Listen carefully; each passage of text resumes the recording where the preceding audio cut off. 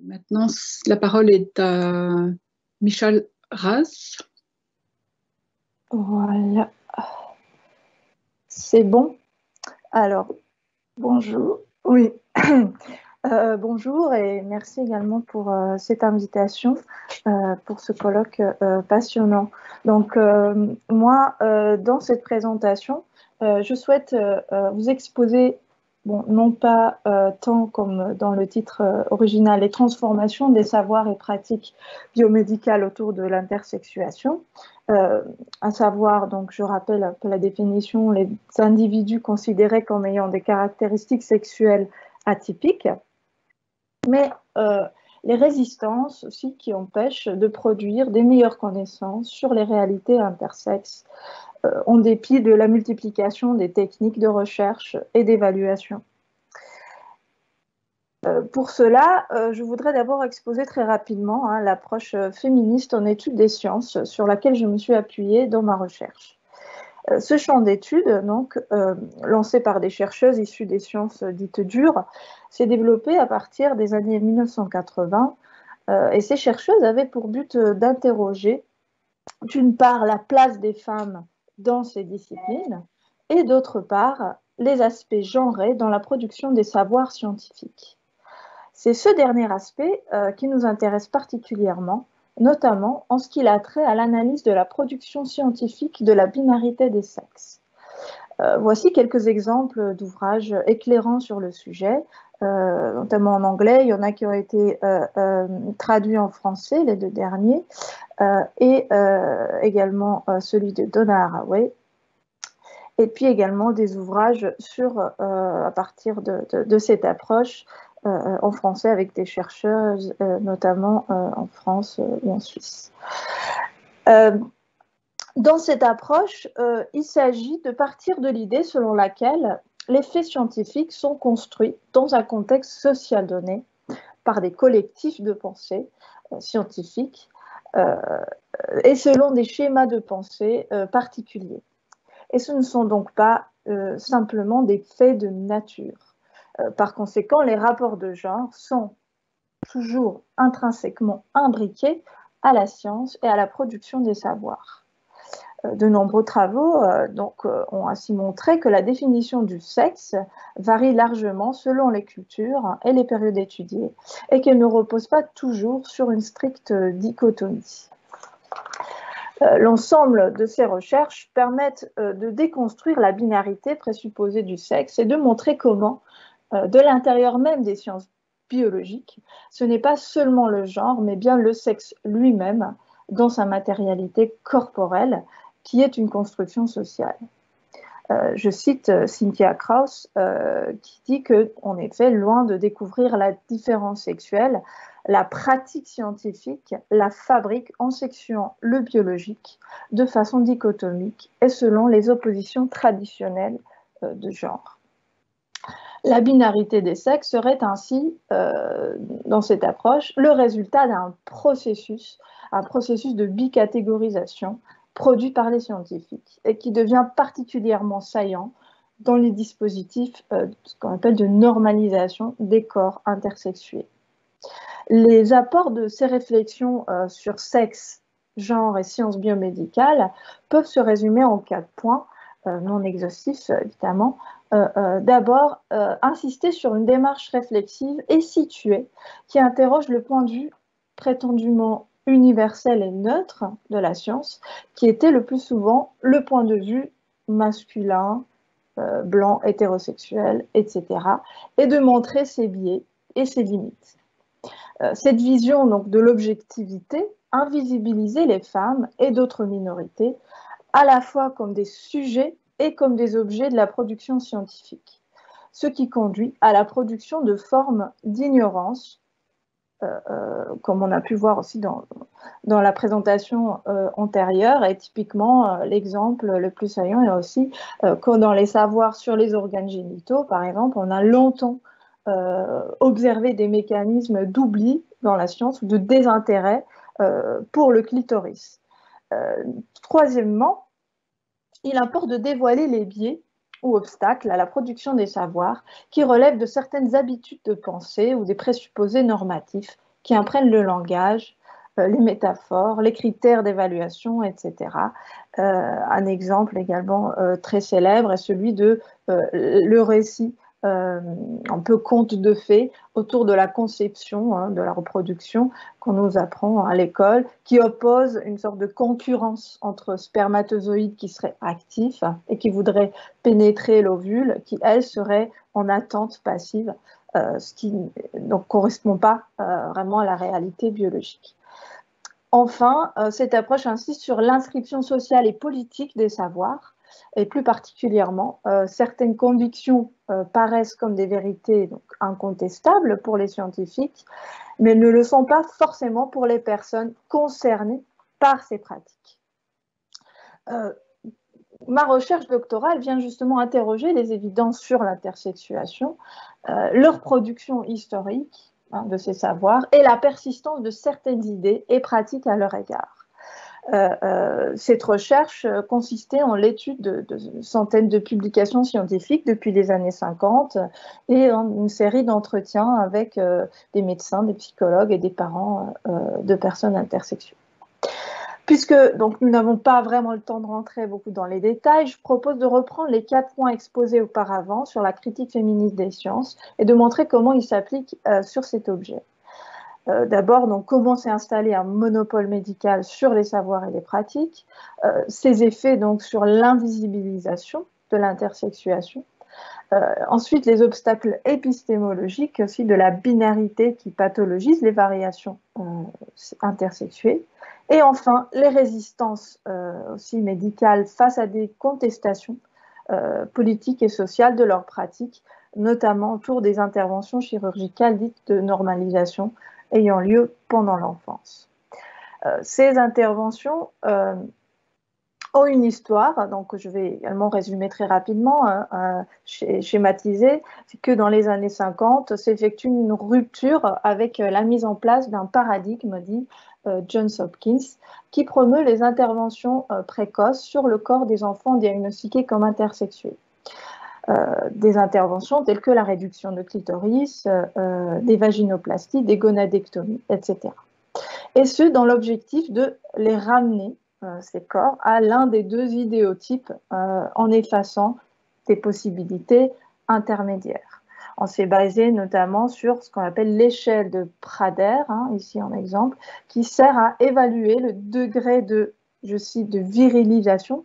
Vous voyez en petites lettres ici, des bébés ayant une variation intersexuée particulière et qui déterminerait pour les médecins le degré de gravité de leur intersexuation. Les principes de ce paradigme donc, se diffusent et deviennent systématiques, les opérations deviennent systématiques dans les décennies ultérieures, en raison notamment de la biomédicalisation des sociétés occidentales, où se multiplient donc les connaissances et des techniques de diagnostic de plus en plus précoces, de génétique et de régulation hormonale également pour des enfants et des nouveau-nés. Ces savoirs biomédicaux sont les seuls à être considérés aujourd'hui comme légitimes, car la médecine, en fait, avec l'appui aussi des disciplines psychologiques, détient un rôle qu'on peut appeler hégémonique et qui laisse peu de place à la production d'autres types de connaissances impliquant l'expertise des personnes concernées, longtemps isolées, enfermées dans le tabou. En effet, ces personnes n'ont pas vraiment de prise sur leur histoire médicale et la plupart du temps vivent dans une sorte d'ignorance de ce qui leur a été fait. Comme le note donc cette introduction à un numéro de Nouvelles questions féministes sur cette question, l'un des effets les plus persistants de la pathologisation de l'intersexualité est son invisibilité. Je pense qu'il y a une grande majorité encore des personnes qui ne savent même pas ce que c'est ou qu'il existe des personnes intersexuées. L'invisibilisation est très ancrée. Car ce monopole médical, en fait, sur la question, produit aussi une sorte d'effacement et une invisibilité de personnes intersexuées et maintient par cela même l'idée selon laquelle il n'y aurait que 2 sexes complètement distincts. Ces pratiques proviennent en dernière instance de la prétendue évidence de la binarité des sexes, qui est peut-être l'habitude de pensée la plus commune et la plus résistante encore aujourd'hui. Elle implique l'usage d'un langage pathologisant pour l'intersexuation, en utilisant des termes péjoratifs aussi, ou pathologisants en tout cas, qui sont des termes d'anomalie, de malformation, mais également ce qui a été évoqué comme le terme médical actuel qui est DSD, qui vient du Disorder of Sex Development, donc disorder, anomalie. Ce langage peut paraître comme allant de soi parfois pour un scientifique, un médecin, mais il résulte aussi d'un choix social qui est de marquer une différence avec une normalité souhaitée. Ce choix prédétermine aussi le besoin ressenti des parents de faire opérer leur enfant le plus tôt possible pour lui éviter éventuellement des formes de stigmatisation sociale. En plus de la binarité, on voit à l'œuvre des schémas de pensée normatifs qui persistent, qui est par exemple dans les outils mobilisés dans l'évaluation des résultats de la prise en charge de ces individus. Une bonne partie de ces outils proviennent du champ sexologique, de la dysfonction sexuelle.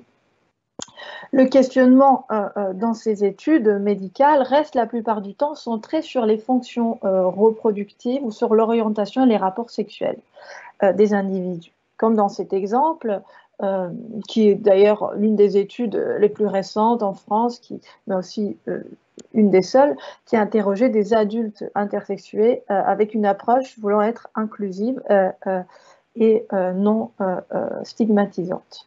On y utilise quand même, on voit des formes d'étalons de mesure de la réussite qui sont fondés sur une vision encore normative ou sinon hétéronormative qui hiérarchise une sorte de voilà entre notamment l'hétérosexualité et l'homosexualité ou la bisexualité, entre une sexualité aussi avec pénétration dans le vagin ou sans pénétration, etc.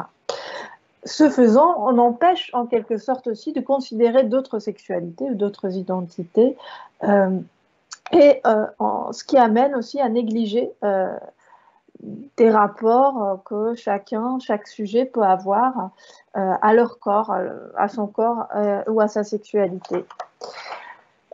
Surtout, donc, les médecins s'intéressent encore très peu au bien-être global de ces personnes et aux possibles liens aussi qu'il pourrait y avoir entre les difficultés qui sont vécues, qui sont réelles à l'âge adulte et les traitements que ces individus ont subis pendant l'enfance.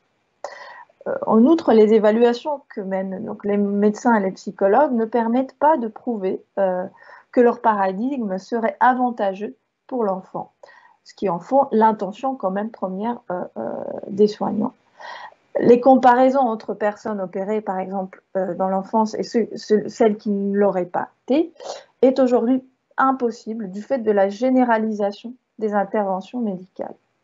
Donc, comme l'affirment des professionnels du centre de référence sur la question à Kremlin-Bicêtre, donc je traduis en résumant, c'est que l'inertie a perpétué la pratique d'opérations précoces, alors qu'à ce jour, il n'y a pas d'études sur les patients qui n'auraient pas été opérés pour former une base de comparaison.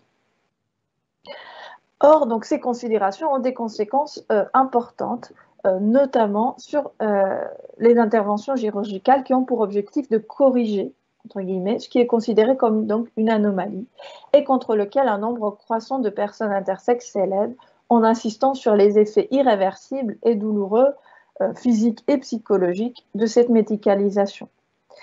Comme le notent les médecins eux-mêmes, donc dans un protocole national de diagnostic et de soins, PNDS, les complications post-opératoires, il y a souvent plusieurs opérations, pas une seule, des chirurgies génitales sont fréquentes. Et en effet, pour terminer sur ce quatrième point, depuis les années 90 aux États-Unis et les années plutôt 2000-2010 en France, ce paradigme est contesté dans et en dehors du champ médical, avec notamment des prises de position d'associations de personnes concernées, mais aussi des rapports du Sénat, du Défenseur des droits, du Conseil d'Europe, etc., sur cet aspect-là. Et même s'il y a un nouveau consensus médical qui a été évoqué tout à l'heure, international, qui prône la réduction de ces interventions non nécessaires, qui est publié en 2005, on perçoit encore des résistances dans le milieu médical français pour continuer à exercer ces interventions. Et je cite encore un autre PNDS, les chirurgiens français opèrent donc encore des petites filles, le plus souvent dans les premiers mois de vie. Ce sont des opérations notamment sur donc, la réduction de clitoris et la création de vagin. Pour conclure, donc, je citerai Anne Foster Sterling qui décrit que le développement du savoir, qui écrit, pardon, le développement du savoir dans les disciplines médicales donne aux médecins les moyens de perpétuer une mythologie du normal en modifiant le corps intersexué pour qu'il corresponde autant que possible à l'une ou à l'autre catégorie.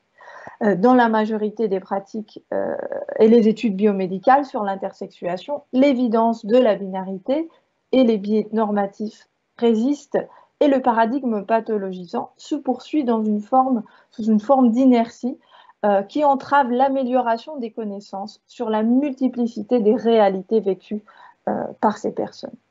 C'est qu'en continuant à chercher la solution dans le progrès scientifique uniquement, de par une approche positiviste qui mise uniquement sur le perfectionnement des techniques, on laisse aussi de côté parfois des impensés sociaux de cette question éminemment donc, sociale. Je vous remercie. Merci beaucoup pour cette intervention tout à fait passionnante.